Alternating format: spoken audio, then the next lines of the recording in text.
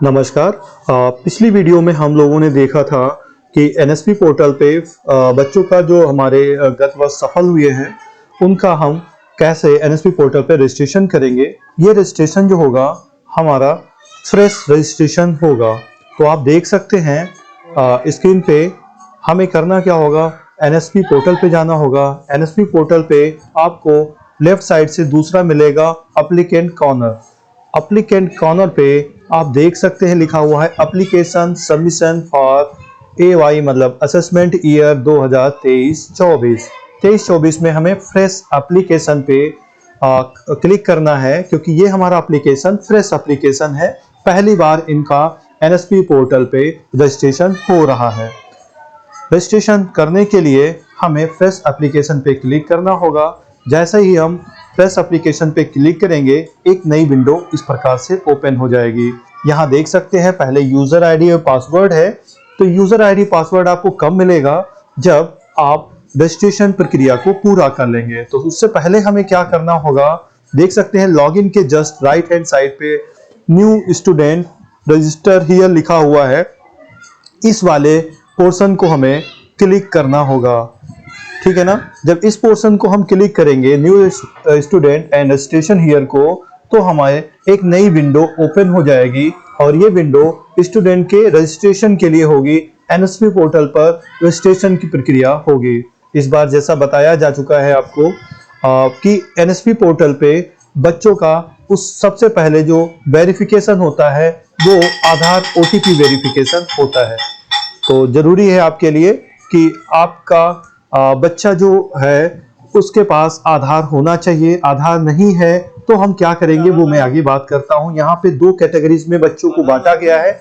Major category जो 18 साल से ऊपर के बच्चे हैं और वो बच्चे जो 18 साल से कम हैं। अगर 18 साल से ऊपर बच्चे हैं तो उनको स्कॉलरशिप के लिए एनएसपी पोर्टल पे आधार होना कंपलसरी है। अगर 18 साल से कम बच्चा है तो पेरेंट्स का आधार लगा सकता है। आप यहाँ देख सकते हैं 3 ऑप्शन है। आई हैव आधार, मेरे पास आधार है, बच्चे का आधार है तो यहाँ पे आधार लगाएंगे। आधार नहीं है लेकिन बनने की प्रक्रिया में दे दिया है, रजिस्ट्रेशन नंबर मुझे मिल गया है, एनरोलमेंट नंबर मिल गया है, तो आधार नॉट असाइंड बट ईआईडी है, एनरोलमेंट हमारे पास आईडी है। और अगर नहीं है तो तीसरा वाला ऑप्शन आई डोंट हैव आधार वाले को चूज करेंगे। बट ये तभी चूज करिए जब आपके पास आधार नहीं है और बच्चा आपका 18 साल से कम है। तो यहाँ पे अभिभावक जो लीगल गार्जियन होंगे उनका आधार से वेरिफिकेशन संभव है, ठीक है ना। तो बहुत परेशान नहीं होंगे, बस प्रक्रिया को ध्यान से देखेंगे। मोबाइल नंबर डालेंगे, ओटीपी आपके मोबाइल पे आएगा। ये मोबाइल नंबर कोई भी मोबाइल नंबर हो सकता है, लेकिन ध्यान रखें ये मोबाइल नंबर आपके पास आने वाले 4 सालों तक एग्जिस्ट रहे। मतलब कोशिश यही करें ऐसा मोबाइल नंबर आप यहाँ पे प्रयोग करें जो मोबाइल नंबर आपको बदलना ना पड़े, ठीक है ना। क्योंकि ये प्रक्रिया आगे भी जारी रहेगी। आपको हर साल रिन्यूअल करना पड़ता है। कक्षा 12 तक, कक्षा 9 से लेके कक्षा 12 तक रिन्यूअल करना होता है। बिना रिन्यूअल के आपको स्कॉलरशिप नहीं प्राप्त होती है। तो इस चीज का आप बहुत ध्यान रखेंगे। ओटीपी मोबाइल पे आ चुका है। अब ओटीपी हम डालेंगे और जो कैप्चा है यहाँ पे कैप्चा को फिल करेंगे। कैप्चा को फिल करने के बाद ओटीपी को हम जैसे इंटर करेंगे हमें एक नया प्रोसीजर प्राप्त हो जाएगा और वो प्रोसीजर जो होगा इसके आगे की प्रक्रिया होगी। तो ओटीपी डाल के हम लोग आगे बढ़ते हैं और देखते हैं कि कैसे हमें आगे क्या करना होगा।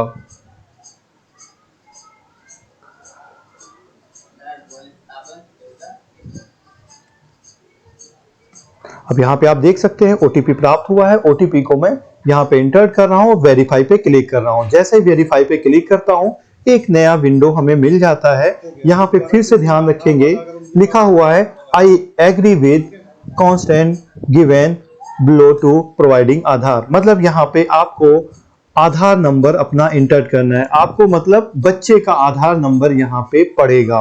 किसका? बच्चे का आधार जिसने स्कॉलरशिप पोर्टल पे रजिस्ट्रेशन करने की प्रक्रिया को प्रारंभ किया है, जिसने स्कॉलरशिप परीक्षा को क्वालिफाई किया, उसका आधार नंबर डालेंगे और गेट ओटीपी के क्लिक करेंगे। जैसा ही गेट ओटीपी पे हम क्लिक करेंगे हमें एक नई प्रक्रिया प्राप्त होगी। मतलब नीचे ओटीपी आ जाएगा उसको हम यहाँ पे सबमिट करेंगे। तो गेट ओटीपी पे क्लिक करते हैं, ठीक है ना। ये आप यहाँ पे आप समझ सकते हैं आई हैव आधार वाले पे क्लिक किया इसलिए मैंने आधार नंबर डाला था। अगर मैं आधार नंबर को ना चूज करता तो मुझे आगे की प्रक्रिया को करना पड़ता। ठीक है ना, मेरे पास आधार है इसलिए मैं प्रक्रिया में आधार नंबर डाल के ओटीपी प्राप्त करता हूं और ओटीपी प्राप्त करने के बाद में मैं ओटीपी डालने के बाद आगे का रजिस्ट्रेशन प्रक्रिया को प्रारंभ करूंगा। तब तक मैं अपना ई कैप्चा फिल करता हूं जब तक मोबाइल पे आधार ओटीपी प्राप्त होता है। ध्यान रखेंगे ये ओटीपी उसी नंबर पे जाएगा जिस नंबर पे आधार आपका लिंक होगा। लिंक करने का मतलब ये, जब आधार बनाते हैं तो वहां पे मोबाइल नंबर दर्ज किया जाता है, वही मोबाइल नंबर पे आधार से संबंधित सभी ओटीपी आते हैं। ठीक है ना, तो ये अपने घर पे आप पता कर लीजिए कौन सा मोबाइल नंबर था। वैसे यहाँ पे आपको पता करने की भी प्रक्रिया है, आप इसी पोर्टल पे जाके आधार नंबर कौन सा रजिस्टर्ड है मोबाइल नंबर, ये प्रक्रिया भी आप देख सकते हैं। आने वाले वीडियोस में अगर जरूरत होगी आप लोग कमेंट्स करेंगे तो मैं उस पर भी वीडियो बना दूंगा। तो ये ओटीपी प्राप्त होने के बाद में हम फिर वेरीफाई करेंगे और जैसे वेरीफाई करेंगे आप देखेंगे आपको एक नई विंडो ओपन हो जाएगी और इस विंडो में आपको ध्यान से देखिए ये जो आधार पे फोटो है, आधार पे जो डिटेल बच्चे की है वो यहाँ पे आती है। ये आधार का डाटा होता है और आधार के डाटा से ऑटोमेटिक ये सारी चीजें डिटेल्स मैच हो जाती हैं। उस आधार की डिटेल के बाद में हमें आगे की प्रक्रिया में बढ़ना होगा। अब हमें करना क्या है, यहाँ स्कॉलरशिप टाइप चूज करना है। स्कॉलरशिप टाइप क्या हमारा होगा, अभी आप जैसे ही क्लिक करेंगे यहाँ पे स्कॉलरशिप टाइप आपको प्राप्त हो जाएगा, स्कॉलरशिप स्कीम। स्कॉलरशिप स्कीम के बाद में हमें स्कॉलरशिप कैटेगरी चूज करनी है और ये स्कॉलरशिप कैटेगरी क्या होगी, हमारे पास जो बच्चे होते हैं 9th के होते हैं तो प्री मैट्रिक होता है। ठीक है ना, प्री मैट्रिक मतलब 10th से पहले को प्री मैट्रिक बोला जाता है, हम लोग प्री मैट्रिक करेंगे।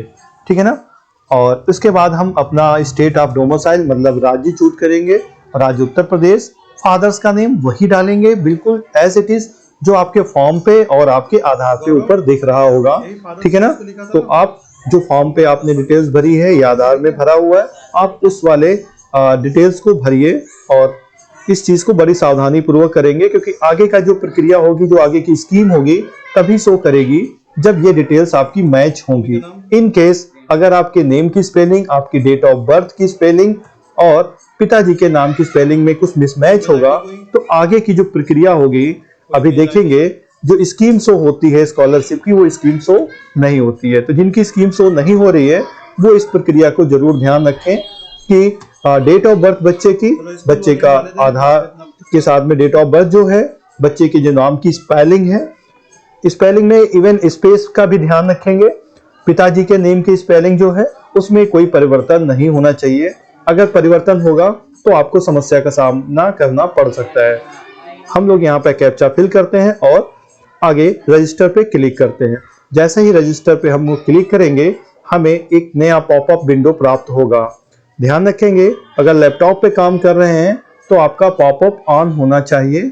कभी कभी पॉपअप ऑन ना होने से पॉपअप प्राप्त नहीं होता है। जैसे देख लीजिए पॉपअप हमारा यहाँ पे एक नई विंडो आ गया है और यहाँ पे क्या आ गया, रजिस्ट्रेशन नंबर हमें बच्चे का मिल गया है, यू हैव सक्सेसफुली रजिस्टर्ड। अब इस रजिस्ट्रेशन नंबर और आपके जो मोबाइल नंबर हमने यूज किया था यहाँ पे, उस मोबाइल नंबर पे आपका ओटीपी प्राप्त हुआ होगा। क्लियर, उस ओटीपी को और इस रजिस्ट्रेशन नंबर को हम डाल के आगे की प्रक्रिया को प्रारंभ करेंगे। जैसा मैंने पहले बताया था, ये विंडो आप देख सकते हो यहाँ पे हमें ऊपर आपका जो अभी प्राप्त हुआ है आईडी प्राप्त हुई है, ठीक है ना, रजिस्ट्रेशन आईडी प्राप्त हुई उसको डालेंगे। ध्यान रखेंगे रजिस्ट्रेशन आईडी यूपी के लिए यूपी से प्रारंभ है और 2023 का है, इसलिए ध्यान रखेंगे 2023 और 24 लिखा होगा। एक चीज आप ध्यान रखिए, ये असेसमेंट ईयर होता है, जैसा टैक्स में होता है 1 साल पहले की बात होती है, तो ये 1 साल पहले की चीज हो रही है कि बच्चे को जो स्कॉलरशिप मिल रही है वो 2023 और 24 में मिल रही है। ठीक है ना, तो असेसमेंट ईयर ये क्या हो गया 23 और 24 के लिए। यहाँ पे ओटीपी हम डाल देंगे, ओटीपी आपके मोबाइल पे आएगा। मैं यहाँ बताना चाहूंगा ओटीपी जो होता है वो आपकी डेट ऑफ बर्थ को ही as a OTP default OTP बनाते हैं, इसको आप चेंज कर सकते हैं पासवर्ड को भविष्य के लिए। ठीक है ना, तो 1 टाइम आप पहले इसको डाल लेंगे, उसके बाद पासवर्ड को आप चेंज कर लेंगे। ठीक है ना, यहाँ पे नीचे कैप्चा है, कैप्चा को फिल करेंगे। आप देख सकते हैं कैप्चा की डिटेल्स यहाँ पे जो होती है जो कैपिटल लेटर्स आप बोल सकते हैं सेंसिटिव होता है, केस सेंसिटिव होता है, मतलब कैपिटल लेटर में है तो कैपिटल, स्मॉल में तो स्मॉल में, ये सारी चीजें फिल करेंगे। कुछ मिसमैच होगा तो प्रॉब्लम आपको आ सकती है। क्लियर? तो इस प्रक्रिया को हम पूरा करते हैं और देखते हैं कि हमें फिर से एक ओटीपी के लिए एक पॉपअप प्राप्त होता है। तो अब हमें क्या करना है, जो मोबाइल नंबर हमारा रजिस्टर था उस पर 5 अंक का ओटीपी गया होगा, उस 5 अंक के ओटीपी को डालेंगे। जैसे ही ओटीपी को हम डालते हैं, हमें अब फाइनल रजिस्ट्रेशन के लिए कहता है, मतलब न्यू पासवर्ड के लिए सॉरी कहता है। तो अब हमें पहले नया पासवर्ड बना लेना है, क्योंकि जो डिफॉल्ट पासवर्ड था वो मैंने बता दिया था क्या होता है। उस पासवर्ड के बाद में आप अपना पासवर्ड चेंज कर लेंगे। पासवर्ड बनाते समय ध्यान रखेंगे पासवर्ड कम से कम 8 डिजिट का होना चाहिए, एक कैपिटल लेटर ले होना चाहिए और बाकी स्मॉल, और कुछ उसमें आपके स्ट्रिंग्स या कैरेक्टर्स होने चाहिए। और इस प्रक्रिया को जब पूरा कर लेंगे, हम सबमिट पे क्लिक करेंगे और हमारा नया पासवर्ड बन जाएगा। उस नया पासवर्ड बनने के बाद में हमें क्या करना होगा, अभी आप देख सकते हैं पासवर्ड बन गया है, मैंने पासवर्ड को सेव कर लिया। ये इनका रजिस्ट्रेशन प्रक्रिया पूरी हो गई। देख सकते हैं एप्लीकेशन आईडी यहाँ पे लिख के वही आ रही है जो मैसेज आया था। एप्लीकेशन फॉर्म पे हम क्लिक करेंगे और जब एप्लीकेशन फॉर्म पे क्लिक करेंगे तब इनका एप्लीकेशन फॉर्म रेडी हो जाएगा, भरने के लिए तैयार होगा। उसमें हम डिटेल्स क्या क्या भरेंगे वो आगे हम इस वीडियो में देखते हैं। तो पूरा वीडियो देखिए जिससे कि प्रक्रिया को समझा जा सके।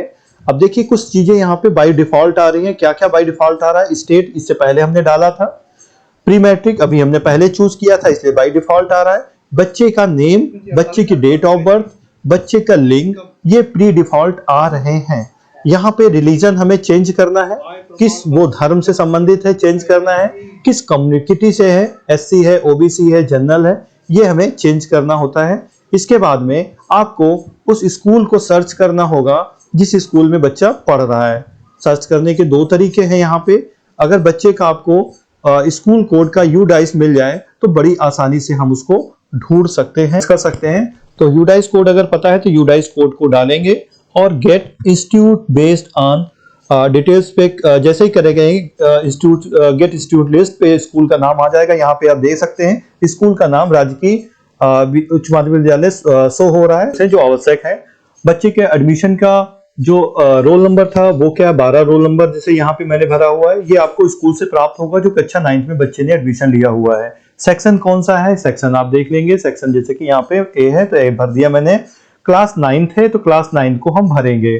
उसके बाद में प्रेजेंट क्लास स्टार्ट कब से हुई है, तो प्रेजेंट क्लास 2023 का बैच है तो 1 अप्रैल 2023 रखेंगे। अगर बच्चे ने एडमिशन बाद में लिया है तो स्कूल से ये पता कर लेंगे, वो भरेंगे।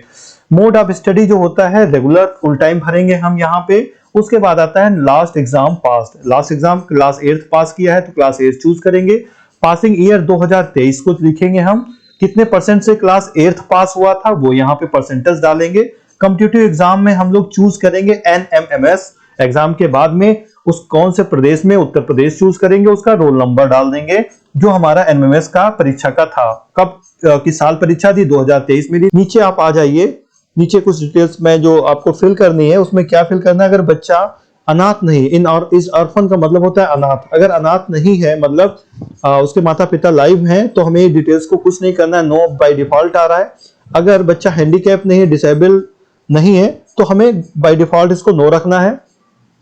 अगर डिसेबल है तब चूज करना है डिसेबल का प्रकार क्या है। बस इसमें भरना क्या होता है, मैरिटल स्टेटस, मतलब बच्चा शादीशुदा है। अगर हमारे बच्चे शादीशुदा अगर नहीं है, अधिकतर शादीशुदा नहीं होते सब उम्र में बच्चे, तो हम इस नॉट मैरिड भरेंगे। नॉट मैरिड के बाद में हम डिटेल्स बाकी भरेंगे। तो यहाँ पे आप देख सकते हैं हमने क्या क्या कर दिया है। स्कूल का यूडाइस जो बच्चे का रोल नंबर था ये सारा फिल कर दिया। आप यहाँ पे देख सकते हैं डिटेल है क्या क्या डिटेल्स, हमने सारी डिटेल्स को भर लिया हुआ है। अब उसके बाद हम एक बार सेव एंड कंटिन्यू पे क्लिक करेंगे। सेव और कंटिन्यू पर जैसे ही क्लिक करेंगे उससे पहले एक बार हम अपनी सारी डिटेल्स को मैच कर लेते हैं। देखिए यहाँ पे एरर आई हुई थी कि अभी हमने उसमें जो है सेव और कंटिन्यू करने पे फिर से एक अलर्ट आ गया कि अभी हमने समुदाय को चूज नहीं किया है। तो सेव जो भी कैटेगरी का बच्चा है उसको, समुदाय जो कम्युनिटी है उसको कर लेंगे। ये जैसे ही क्लिक करेंगे तो उसके बाद हम देखिए मैंने डाउनलोड कर लिया है तो इस पे एक फोटो लगता है और इस फोटो को लगा के स्कूल से वेरीफाई कराना होता है और इसको अपलोड करना होता है। तो ये प्रक्रिया को आप कर लेंगे। पहले यहाँ से डाउनलोड करेंगे, ये डॉक फॉर्मेट लिखा हुआ है, यहाँ पे डाउनलोड लिखा हुआ है, डाउनलोड करेंगे और उसके बाद में आप क्या करेंगे, अपलोड कर देंगे नेक्स्ट टाइम और फाइनल सबमिट कर देंगे। फॉर्म आपका पूरा कंप्लीट हो जाएगा और अपने स्कूल से वेरीफाई के लिए बोल देंगे, उनको डॉक्यूमेंट सबमिट जरूर करिए।